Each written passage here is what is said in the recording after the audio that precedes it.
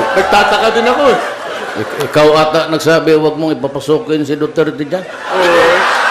Nauna ka sa akin dito. Yung convoy mo, sinusundan ko. Pero Ako, maski na sino makasama ko sa kwarto, basta matino.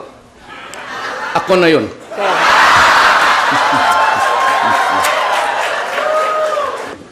Ano bang materials gusto niya dalhin? Mayor, sabihin mo yung prepared kang dalhin, ano nga? Sabi sa, the rules of the game is that you cannot. Ngayon, if you allow this guy to have his dossiers, I will order for the dictionary to come here. 3 hours. Masama pa naman ang tiyan ko. 3 beses na ako bumalik doon. Nandito pala si Senator Gringo rin. Hello. Ayan, Ray. Para mga ano ito Senator. Maybe acknowledge the presence of Governor Davide. Ay, Good afternoon, sir. sir. Good Vice evening. Governor Agnes Magpale. Yes, Ma'am. Vice. Congressman Luigi Quisumbing. Congressman Advincula. Mayor Tommy Osmeña. Attorney Mike Toledo. Mr. Lourdes De Vera. Ayan, ano. Secretary Ace Durano. Wala ako nakilala dito. Ito. Ikaw. Si Mike Toledo. Actually, I'm not, I apologize, but hindi ko talaga kayo nakita agad. Hindi, may ano na rin Senator ako. Pimentel, Coco over there. I do not have the good odds. Lasered ako. Ito. Tita Annabel, nandito rin. I wonder who you're cheering for. Secret ba? Secret. Mr. Nick Dow? Mukhang talo na ako dito sa butuhan. Hindi, ganito na lang. Yung hindi natawag dito ng dalawa, dito na kayo sa akin.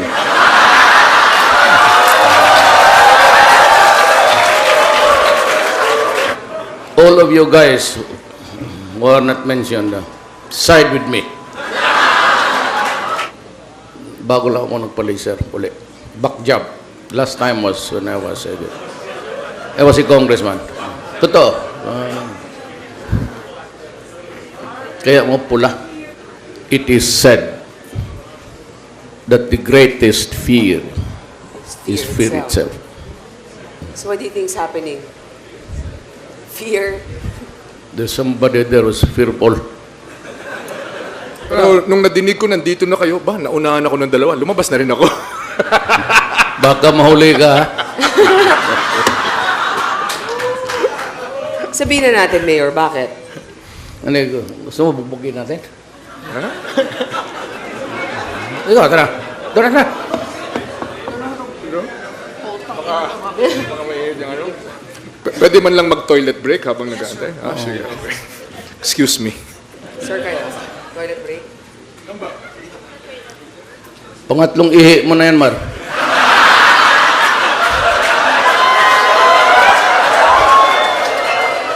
Pagka gano'n, na-nervyos ba niyan? Ngayon po, Ginong Vice President, sabi po ninyo may mga dokumento kayong gustong ipakita. Kung alam ko naman pala na pwede ako magpakita ng dokumento rito, dinala ko sana yung COA report. Nga. Oh. Natatakot ka tang ipakita ko yung dokumento na ikaw si Bitangkol tinuturo ka rin. Wala akong takot. Meron din Wala COA akong takot report. sa kahit anong dokumento. With due respect, Mr. Vice President, you'd be adducing before the crowd documents. I understand that. The problem is, it is your document. And if you confront us with that document, we're at a loss whether it's authentic or not. Yan ang ano ko kaya. I am being now a lawyer. Okay. Pagka walang authenticity, Panyero. Go ahead, please, Senator Poe. For one, Miss Lucci? ang document ko, Mr. VP, dokumento ko ito ng COA, ng AMLA, mga dokumento ko ito na public document na in that sense. I believe you. No doubt about it. But it's a matter of principle because you're the one who was the notes. The three of us has none. Pero ako, you want to go, go. Kailangan ho itong freedom of information. Ito ho ang sagot sa graft and corruption eh. Transparency. Wag na ho natin dati yung mga debate pa o ano. FOI, Freedom of Information, sa Executive Department. I-implement ko po yan. Senator po, gusto niyo po ba So munang gusto po sagutin ba ang ninyo reaction niya? mag-sign ngayon ng bank waiver sa inyong mga accounts? Aba, ako nga ho ito nga, isa sa dokumento ko hong dala-dala dito eh. Pinirmahan ko na ho ito. Yayakagin ko kayong tatlo na pirmahan natin ho. Waiver ho yung AMLA na tayo ho imbestigahin. Tama. Para makita ho yung mga lifestyle at saka yung executive performance natin. Mayor Duterte. We signed a waiver we waive our rights so that anybody can, I said, look into bank accounts. Kayo rin po. If I were the president, day one, I will ask everybody to cooperate. And I just, nandyan na yung waiver mo, Vice President. Nandyan na yung waiver mo. Oo. Nandito na. ka na. Yun na nga kaya ko gusto may dokumento ipipresente. Nakakatakot ka na, pipirmahan ko dyan sa harap mo. But after all, Mayor Duterte, You give me the hinihingi man, I'll lang. sign it. Ilalabas ko lang. Saglit lang. Pinapahintulutan po ni if I may- Mayor Duterte na ipakita I'd like to be very, very brutally frank to the Vice President. Sir, marami kang kaso sa COA pati sa Ombudsman. Hindi, public knowledge naman yan eh. At ako naman ay sinasabi ng una na there's a technical malversation. Ang tanong ko, and if you can produce even, may I have extension? Yes. Yung extension, pirmahan namin yan, tapos kung may kaso ako, we will withdraw from the presidency, Derby. Maraming Ano? salamat po, Mayor Duterte. Kung sinabi mo, Dikong, mag-withdraw sa presidency. Kasi ang premise mo, yung may kasalanan, mag-withdraw. Hindi. May kaso. Wala pa tayong kasalanan. Hindi ako nagnakaw. Wala akong kwan. So, bakit ako mag-withdraw? Kung ikaw, sa konsyensya mo, may kasalanan ka, o di mag-withdraw ka. O hindi kaya, dahil malaki na ang gastos mo. Maraming Lagi mo sinasabi na ikaw ay tunay na Pilipino. Paano ka magiging tunay na Pilipino? Sumumpa ka na maging Amerikano at yung mag-a-abjure ka. Ikinahihiya mo ang pinanggalingan mo. Mahal, nandito ka nga nakatira sa bansa, pero nangulimbat ka naman ng pera. Kita mo, ikaw, sama-sama kayo sa conspiracy. Sama-sama saan? Sa conspiracy to demolish Kami walang my pera, person. wala Pwede ba kaming ako hindi naman makinarya. magsalita? Ikaw may pera, ikaw may makinarya. Hindi ka tunay na Pilipino kasi Oh, hindi ikinahiya mo, sinabi mo sa, when you took your oath of allegiance for you to be naturalized as an American citizen, I abjure, kinahihiya ko ang pinanggalingan ko. Mayor Binay, ikaw mismo ang nandito nung bumalik ako dahil namayapang aking tatay. Kaya ako tumatakbo para magkaroon ng oportunidad at hindi manatili dito kahit walang oportunidad at magnakaw lamang. Ang issue, ikaw ba tunay na Pilipino? Ikinahiya mo nga, ikinahiya mo. Ladies and gentlemen, yung oath of allegiance, nandun ang I abjure. And what is the meaning of abjure? Alam niyo, Ikinahiya Mayor ko ang lahat ng pinanggalingan ko. Ikinahiya ko yung Mayor, pagka-Pilipino ko. teka muna. Teka muna, Sabihin mo ako sa muna akin, sasabihin. Ako muna. bakit si Ted Hindi, ako muna. Nanatili ka nga sa bayan natin, pero ikaw naman ay nangulimbat at nagnakaw. Madam Senator, kung magbintang ka, parang ako'y nahatulan na. Ikaw ba sinabi ko nangungulimbat? Hindi, Sinabi ko sabi lang mo naman. Sinabi ko lang naman. Ititigil Ikaw na ang muna. nagsabi. I hereby declare on oath that I absolutely and entirely renounce and abjure all allegiance and fidelity. Mawalang gas. Huwag na lang ninyo akong isali. Bigay mo na. Okay. Oh, enjoy ito. Mataas ang rating ninyo rito. Kay Mayor Duterte, nag-commit po ang Pilipinas sa United Nations na babawasan natin ang polusyon ng hanggang 70% by 2030. Pero inaprubahan ni Pangulong Aquino ang maraming coal-fired plants para sa energy security natin. Paano nating matutupad ang ating commitment sa UN habang tumataas naman ang dependence natin sa coal para sa ating energy security? I will answer you with this. Tayo, ma'am, we are told to comply. But the industrial countries does that. We only contribute 0.00 something to the carbon footprint in this planet. Sila ang ayaw. Tayo, they bamboozle us to obey. It's not fair. I'm not saying that coal is right, but I'm just saying itong United Nations and industrial countries are really hypocrites. Gusto nila, bayaran nila tayo. O they supply us with hydro, solar. Mahal yan. Ngayon kung idinadamay nila tayo, at sila naman ayaw maniwala, and yet itong United Nations hypocrisy because they cannot enforce sanctions against those who are violating. Every day they're sprouting up so many coal-fired power plants.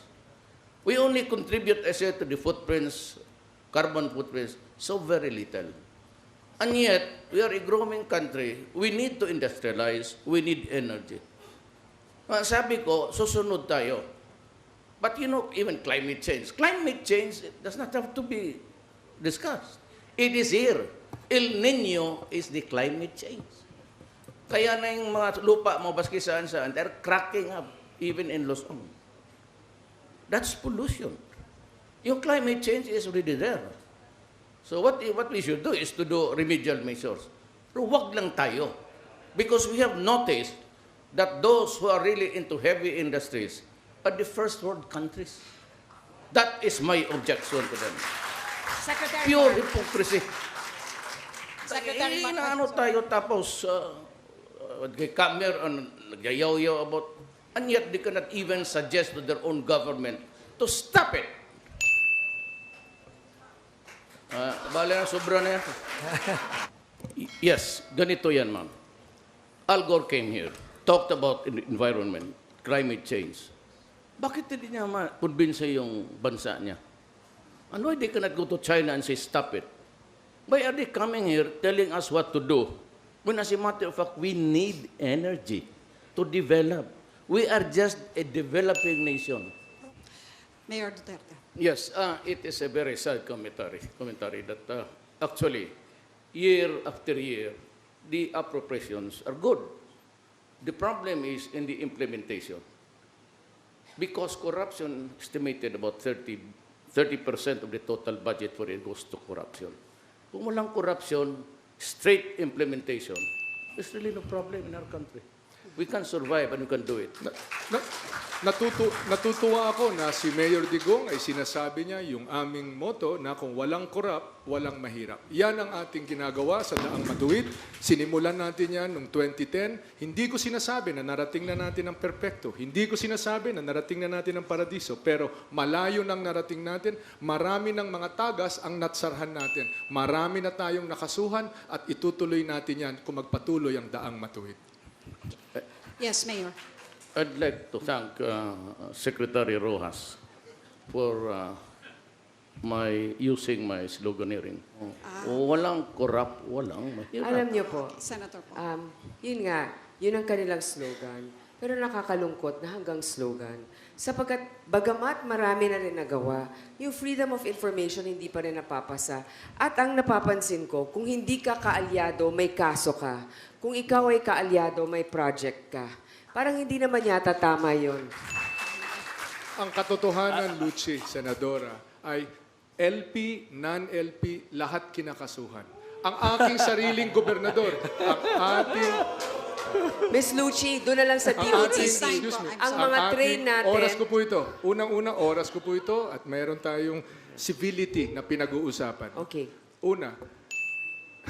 Una, LP, non-LP, lahat nakakasuhan. Natatanggal sa pwesto at makikita po niya yan. Yan ang record. Yan ang totoo. Hindi po yung katang-isip. Miss Lucci, ang mga kinakasuhan lang ng LP ay ang mga latak nilang miyembro. Pero yung mga miyembro nila na importante sa kanila, katulad ni Secretary June Abaya, na pumirma ng maintenance contract ng Sumitomo, ng APT Global, ay nandyan pa rin at hindi man lang kinasuhan ng ombudsman. Kaya Matanong- para sa akin, kung hindi ka nila kailangan, kakasuhan ka nila. Pero kung importante ka sa kanila, wala kang kaso.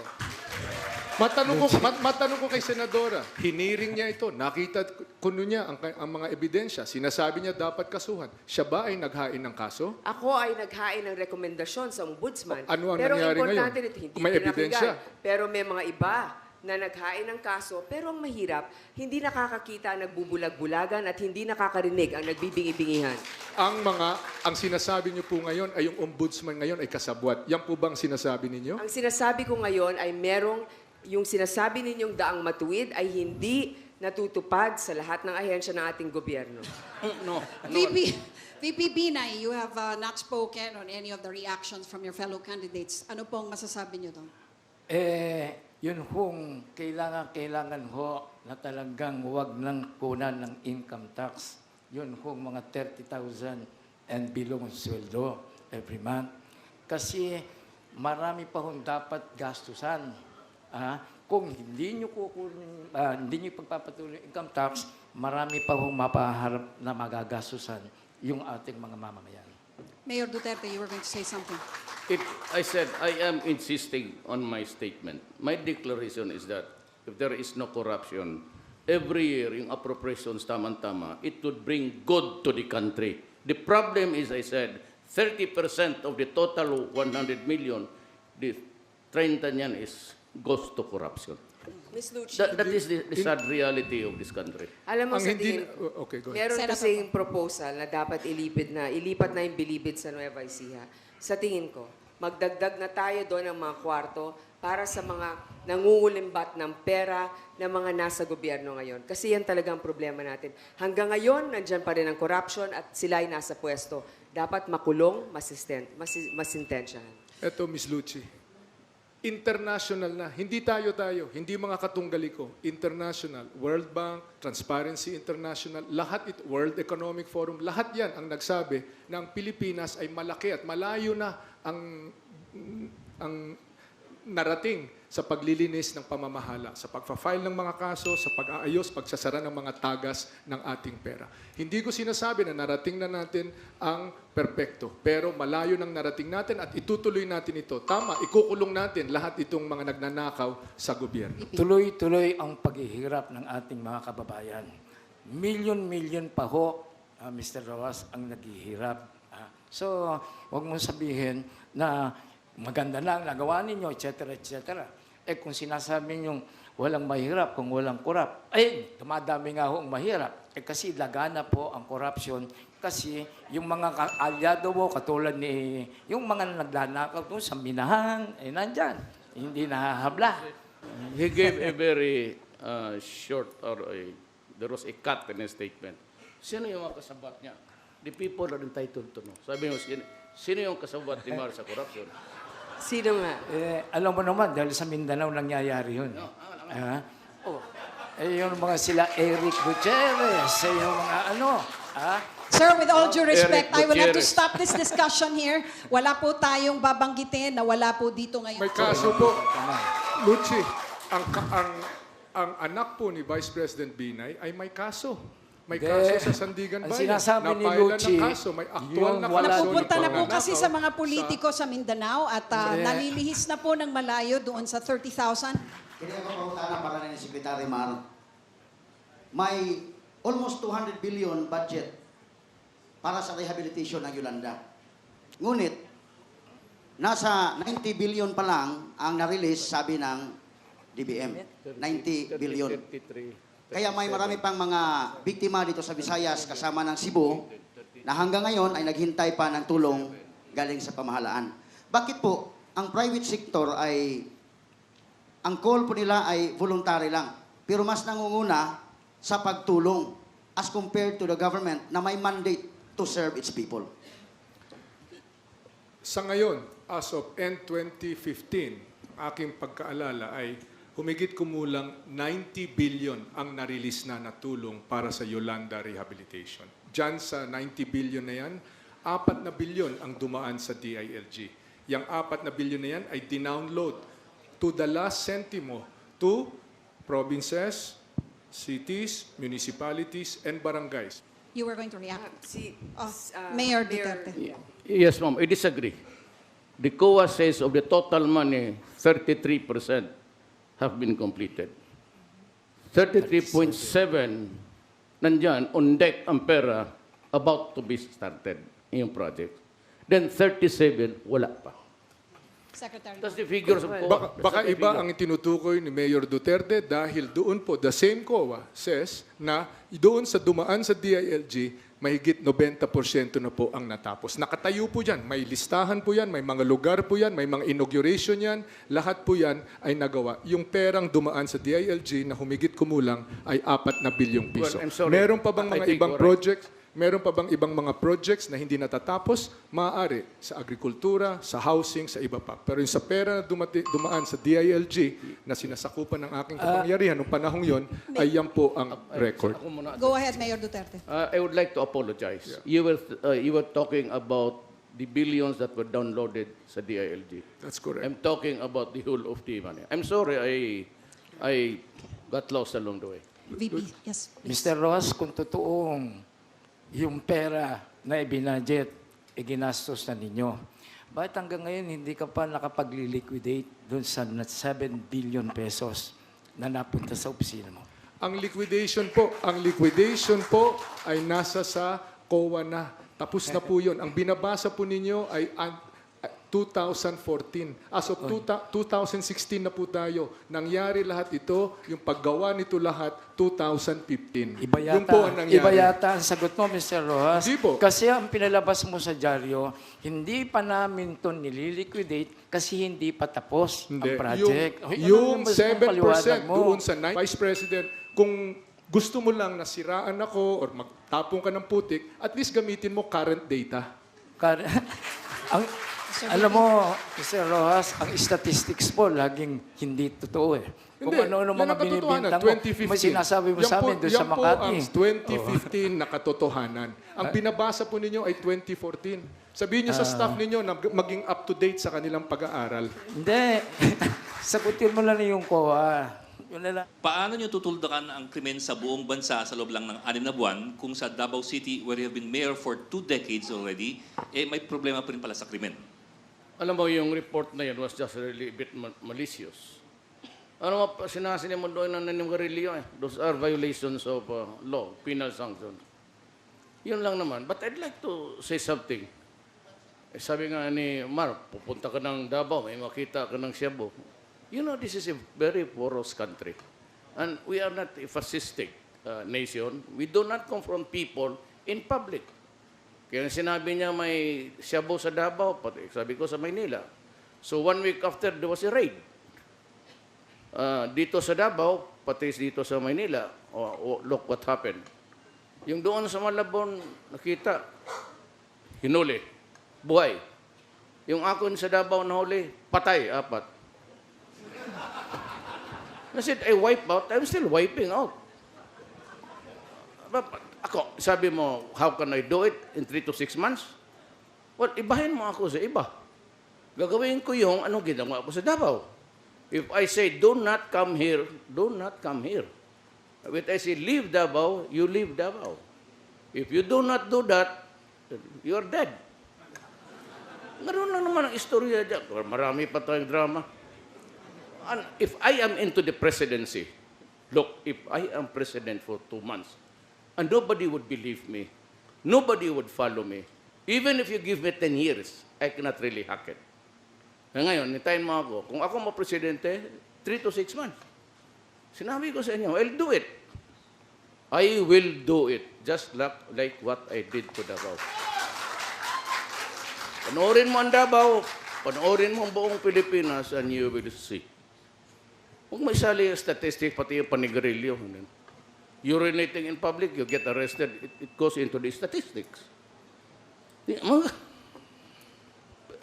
Magpunta ka muna ng Davao, tanungin mo mga tao. Naalala ko nung DILG ako, sumulat ako sa kay Mayor Digong para sabihin na halos sa 4 na po ata. Hindi ko masiguro yung bilang ng barangay. I think it's either 30 or 40 barangays were deemed by the PDEA to be drug infested. Magmula noon hanggang sa ngayon, ay nandiyan pa rin yung mga barangay na yan, drug-infested pa rin. Hindi ko kini-question ang kanyang pagnanais na tanggalin ang droga sa Davao o sa buong Pilipinas. Ang kini-question ko, yung kakayahan na magawa ito in 6 months. At hindi basta-bastang mangyayari ito. Yes, Mayor. Secretary has forgot that he was the DILG secretary. He controls the police. He has the administrative control of everybody. Kaming city mayor, Philippine National, kami yung mga mayor, we only give the guidance to the police. We do not exercise control over the police. Kayo ang nagpipili ng mga tao. It is not us. We do not have control the PDEA. Let me finish. Hindi na tuloy na kasi Secretary. tulog si Mar. Nakalimutan siguro ni Mayor yung local government code na kung saan ang mayor po ang chief executive ng isang lugar. Nung ako po ay nanunungkulan sa DILG, ang halaga po na nakumpiska namin na droga sa buong Pilipinas was 7.5 billion pesos. Tama na ba ito? Hindi pa. Kontento na ba tayo? Hindi pa. Pero yan ang aming actual na accomplishment. 7.5 billion pesos of confiscations and arrests. All of these have arrests. May mga tao na nasa prisuhan ngayon na naaresto dyan sa mga drug busts na yan. Yes, Mayor Duterte. Just Yes, answer. inaresto mo. Pero anong ginawa ninyo? This administration allowed shabu to be cooked inside the National Penitentiary. Is that your performance? Kaya nahuli nga di ba? Ikaw yung chief of police, pinaka-chief DILG, it's under you. Philippine National. Hindi Di ba naman na- It's still his time. Wala. Alam mo, wala kang ginawa. And you are claiming credit which is not yours. Ang mahirap sa iyo, Mar, you are always a pretentious leader. Hindi totoo yan. Ang hirap sa iyo. Secretary Ang Mar hirap is sa iyo. talking. No, it's my time.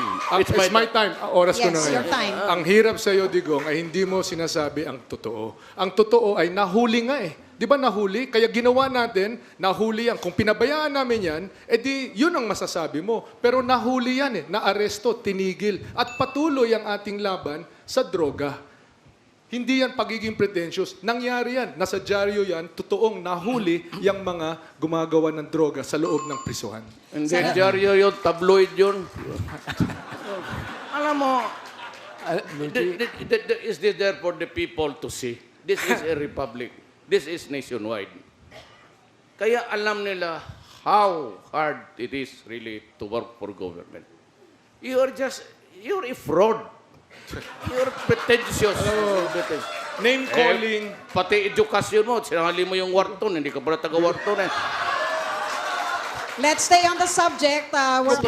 Hindi ko problema na hindi maunawaan ni Mayor Duterte kung ano ibig sabihin ng pag-graduate sa Wharton. Hindi ko na malinaw. Wharton mismo nagsabi, graduate ako dun sa kanila. Kung ayaw maniwala, yan ang brand ng Duterte Justice. Kung anong nasa isip niya, kahit hindi totoo, yan ang kanyang papaniwalaan at yan ang kanyang gagawin. We asked Wharton, and they said it would be inappropriate for Mr. Rojas to claim that he was a Wharton graduate with an MBA. Hindi, umattend yata siya ng seminar. Ang Wharton. Ayun. Eto naman si No, Vice no, no. President Binay. Sumama pa, sumausaw pa. Ang importante, importante dito, ang Wharton mismo nagsabi, nag-graduate ako doon. Hindi, never ko sinabi na nag-MBA ako. Ikaw lang nag-isip nun. Ikaw ang nag-isip na hindi mo maunawaan kung anong ibig sabihin na nag-graduate ako sa Wharton. Pero balik tayo sa totoo. Balik ka sa Wharton. Excuse me, oras ko ito. Kung ano ang pumasok sa isip mo, serado ng isip mo, yan ang Duterte Justice. Wala nang katotohanan. Kung ano lang pumasok sa isip mo, pigit mata, gagawin mo, baka may mamatay pang tao. Hindi ko gusto para sa Pilipinas yan. Yan ang problema. Kung hindi ka marunong pumatay ng tao at takot kang mamatay, yan ang problema. You cannot be a president. Hindi ako. Believe me. You cannot. Huwag na lang yan. Maghanap ka na ng ibang... Hindi You know, ako takot mamatay. Ako Del- mismo pumunta sa Yolanda, ako mismo pumunta Ako na doon. ako mismo pumunta sa Zamboanga, doon ako tumira 3 linggo Tingnan para mo ano subaybayan nangyari. ang ating mga kapulisan at ang ating mga kasundaluhan doon. Hindi po ako takot mamatay. Ang aking ay hindi pwede na basta-basta tayong mamatay ng tao na walang proseso. Ang mga mahihirap lang ang pinapatay dyan. Sinong mga malalaking tao ang pinatay mo? Sino mga malalaking tao ang binangga mo? Hindi mo lang alam. Kasi wala kang alam talaga. Ang problema Ano na, lang, patutsadahan You na know, ito Okay, ay pagkapangulo ang look at this pinag-uusapan guy. dito. Just Pagkapangulo before he ang resigned, pinag-uusapan it's my dito. time. Hindi pwede, It's my time. hindi pwede na It's my basta-basta time. Maraming salamat po. I just said, I was there in Yolanda Day 2. This guy cannot handle stress. Ay, nako. He's a weak leader. You were there. You were asking us for coffee and we were there accommodating you. Nandun ako nagpapatakbo ng meeting. Nandun ang mga general, and nandun you- si Secretary Bolts Gasmin, nandun Secretary Dinky Soliman. On the second day, nandun ang Pangulo. Paano mo sasabihin na nawala ako doon? Nandun ako, I was the central player doon sa mga meeting na yon. Okay, Ikaw Mayor. ang nawala. Dumating ka doon, ilang oras, nagpa-photo op, umalis. Yan ang uri ng liderato mo. Among imuronder na hindi malaman kung anong gawin. I said, you were there, you were lost like this zombie. I was there for I 2 said, weeks. Mar. Araw-araw ako nagpatakbo ng meeting. May lahat tingnan ng mo mga ano tao, nangyari. may mga tao Okay, doon na Ses- Yung walang galang eh. We'd like to hear from Senator po. nakikita ng tao kung sino yung walang galang. Ninyo, pag ako naging Pangulo, ang ilalagay kong cabinet member, yung naintindihan doon sa kanyang departamentong pupuntahan. Kagaya nito, si Secretary Ross, wala naman itong nalalaman sa local government. Hindi niya sinagot yung sinasabi ni Mayor Duterte. Sinasabi niya, hindi, nandun kami, mga pulis. Mr. Rojas, ang pulis po sa amin sa local government, supervision lamang. Wala po kaming control. Ayun. Ang kapulisan po nagre-report sa mayor ng lungsod. Gayon po ang katotohanan, Vice President. Pangalawa, balik lang po ako doon sa sinabi ni Senadora Grace. Tayo po, ito totoo ito. Sa aking panunungkulan ng DILG, out of 946 na most wanted, nahuli na, may nag-o-audit dyan sa mga report na yan. Yang bilang na yan na 253 ay totoo. Bakit yan ang hanggang ngayon? katotohanan sa Problema nabilang pa sa rin ang Manila. riding and tandem. Problema pa rin ang Kontento na ba nananakawan ako ng sa cellphone. 253? Problema pa Hindi rin po. ang krimen sa ating bansa. Senator Kung Post, time totoong now. nabawasan na yan. Okay, Mayor Rodrigo. Assuming, Secretary Rojas, na yung nahuli ninyo nasa Bilibid Prison, ano kaya ginagawa? Okay. Ang bilibid ho ay nasa ilalim ng Department of Justice. Abogado po kayo. Alam po ninyo Kasama yan. ka sa administrasyon. You are the apologist of this administration. I'm not the apologist. You answer me. Proud ako sa na-accomplish nitong administrasyon na ito. Perpekto ba kami? Hindi. Kami ang pinakaunang magsasabi, hindi kami perpekto. Pero 4.5 milyong pamilya na ngayon ang natutulungan nitong administrasyon nito sa 4Ps. Just answer me. 6.5 Pero milyong pamilya 25 milyong mga Pilipino ang nananatiling mahirap at 15 milyong Pilipino ang patuloy na Yan po ang nagugutom. ating nagawa. My Kung dati question natin ay is, what are 170 they billion. doing in papatigilin ko lang. Ako Okay, ang I tanong. think- Wait, Sabi ko, anong ginagawa sa Muntinlupa? Di simple, nagluluto ng Shabu hanggang ngayon. Maraming salamat po. Tayo po ay tutungo na sa susunod na issue Bagay mo dahil si meron pa Presidente. pong isang Mga kababayan, wala po kong itatanong kay Mayor Duterte kasi pareho kaming qualified to become President of the Philippines. ano pong sagot nyo dyan sa puri ni VP Binay sa inyo? Wala rin ho akong masagot. Mas qualified siya kaysa akin maging presidente. There are 4 of us here. Mamili kayo. As equally beautiful lady. Matagal na mayor kagaya ko. Si Sek naman. Sige, Giti. Tumawa ka rin. Hindi ka na kasi mabiro eh. Umiinit ulo mo. Really, it's not because there is nothing to answer. Except also to return the complaint by saying that he is more qualified than me to be president. Ang sagot po nyo doon, Mr. VP. Niwala pala kayo. Hindi, totoo yan, totoo. Wala nang iba, magbiruan na lang. Ang naging sagot ko, nagkamayan na po kami. Kayo po ang inatasan noon bilang DILG na mamahala noon sa Yolanda at pagkatapos naman noon ay dun sa Zamboanga Siege. At hindi lamang yon, bago noon kayo po ay DOTC kung saan nagdesisyon na palitan na ang maintenance provider, alisin ang Sumitomo at gawin ang APT Global o kung ano pa man yan. Sa lahat ng mga nangyari, may mga kakulangan. Tanong ko lang po, Secretary, hindi kaya yan ang dahilan kung bakit hindi kayo pinagkatiwalaan ng Pangulo na malaman ang operasyon ng Mama Sapano at mas pinili pa niya pagkatiwalaan Mahaba na ang po ang isang tanong. suspendidong officer katulad ni Senator po. General Alan Purisima? Ngayon, nabanggit po ninyo yung Mama Sapano. Napakalungkot na pangyayari po ito. Alam na alam ko, mahusay po at close ang aming relasyon ni Secretary Bolz Gasmin. Pupunta lamang ako doon. Kaagad-agad, kung hindi ko pinagkakatiwalaan ng mga tao na naroon. Chief, Mismo pwede ba ay kami pumunta- makapagsalita rin? Kami, wala na. Alam mo kasi, hindi buo ang katotohanan sa sinasabi ni Secretary Rojas. Yes, thank you. In this country, there is trouble everywhere. There's corruption, there's criminality, and the flooding of drugs, which is really instilling fear in us, in the government. But, you know, if you cannot stop corruption, you cannot stop criminality, and you cannot stop drugs. Why? Because some people in the government, not all, are into crime, smuggling of rice, smuggling of everything, smuggling of airplanes and all. And we just cannot grow. I hold it as an article of faith, I said, that no progress can ever happen to this country with these things around. I will try to suppress crime. I could not promise you heaven. I will try to stop drugs.